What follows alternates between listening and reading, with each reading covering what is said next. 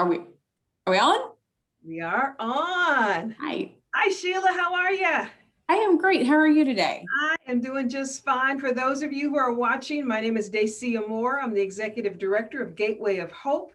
We're so glad that you are participating in our Rebuilding Resilience Women's Enrichment Symposium this year in 2021. We have a lot to talk about and we have a lot from which to recover. And I want to introduce you to my new friend, Sheila, who is well, Sheila, tell us a little bit about yourself and what you do for a living. Thank you. Like you said, my name is Sheila Ornberg and I live in Olathe, Kansas. I actually graduated from high school in Olathe. I grew up in Southern California and moved back here when I was in high school. And the one thing that I want to say is if by all means, I should not be here. Just with when I grew up, I lived in 23 different houses. I went to 4 different high schools and I don't have a college degree, but yet here I am to tell you, what about the resilience in my life. Like I said, I didn't graduate from college. I went right into the workforce. I worked retail and then I ended up working for a construction company.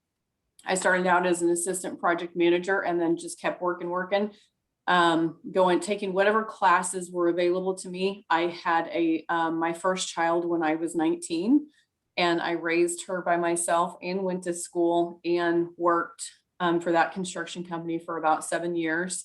And then I later got married and had another child and was working for a construction company and decided one day that I wanted to own my own business and wanted to start a company in the basement of my house, and started there and never thought that I would leave the basement. Never thought that it would be anybody other than my sister and I. My sister actually helped me start the company. And now this is actually our 15th year. So 15 years in business, and we're about 10 times larger than I ever expected to be.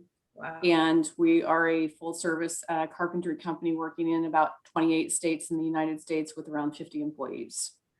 Well, talk about resilience. I mean, you have had just a very unique background and a lot of women are really struggling and have struggled with this pandemic.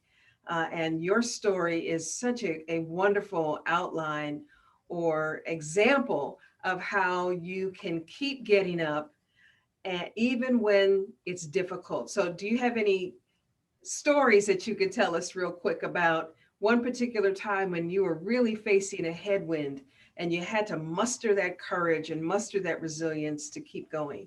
Well, I want to say, as a business owner and at working in construction, it's a lot like being a mother. When you're getting your kids up to go to school and one doesn't want to put their clothes on and one doesn't want to go to school and one wants something else for lunch. It's basically the same thing. So as a woman, I think that we have that ability to be a mother. And then we also get that experience of raising our children. And you just take that and move it on over into, your life with construction, because a lot of times, from a construction, the pandemic was one of them. We still had people traveling, yet you couldn't fly. And we shouldn't have been, from everything else in the world, we were technically frontline workers, classified as frontline workers. So we had to be there, but we weren't really frontline workers like doctors and lawyers, as everybody would suspect.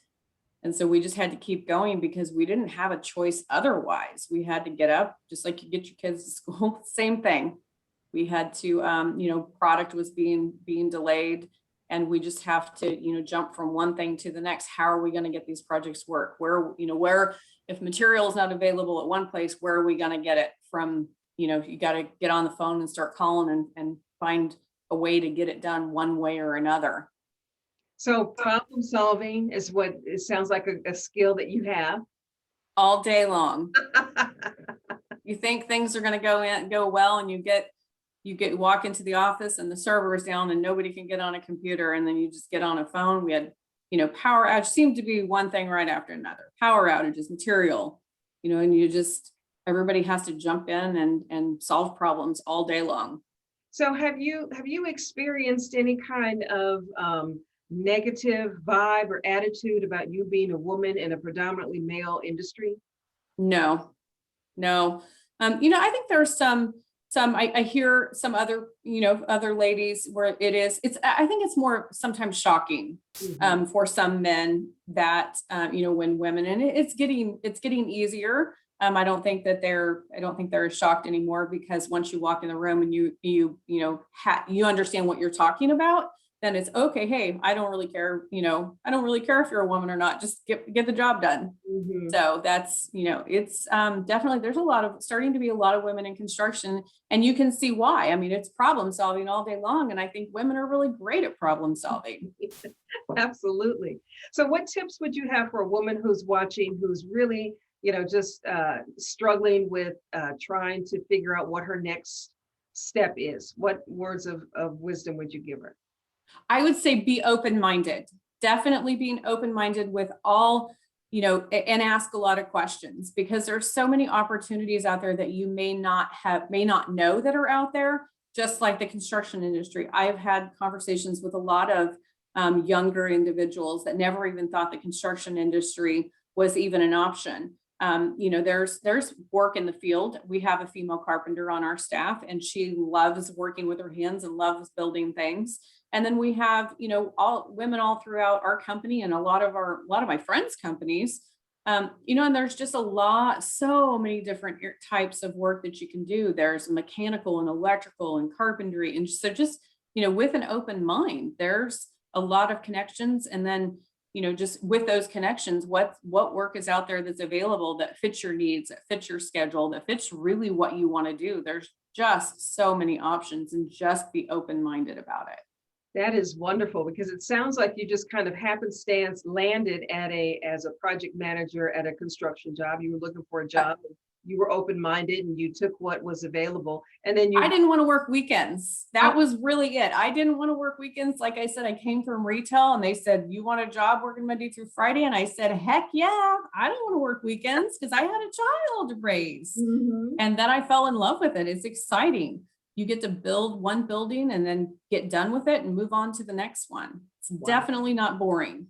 That is really, that's one reason why I was so happy that you agreed to do this interview, because I think women need to hear your story, because if you can do it, they can do it, right? Absolutely. Absolutely. As I said, I shouldn't be here telling you this. Like I said, moving around the country, and, and living in so many different places, and not having a college degree. But I have good work ethic, and I always have.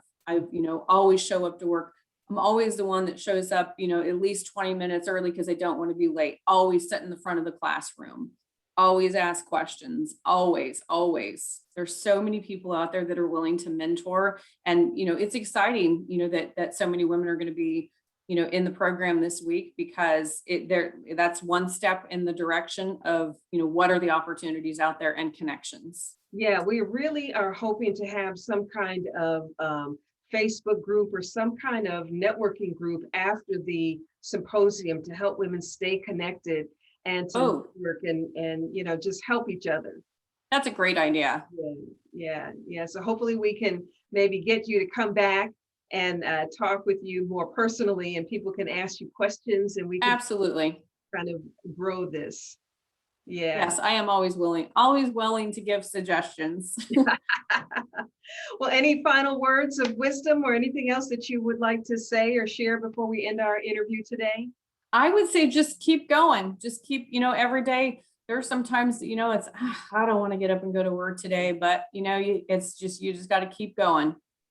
That is right. Keep on swimming, like Yep, Dory in Finding Nemo. Just keep putting one foot in front of the other. exactly. Yeah. Well, Sheila, thank you so much from Gateway of Hope and all of the folks here. We are so appreciative of your time and sharing with us, and we hope to talk to you again real soon. Awesome. You have my contact info if anybody needs anything. Okay. All right. Bye-bye. Thank you.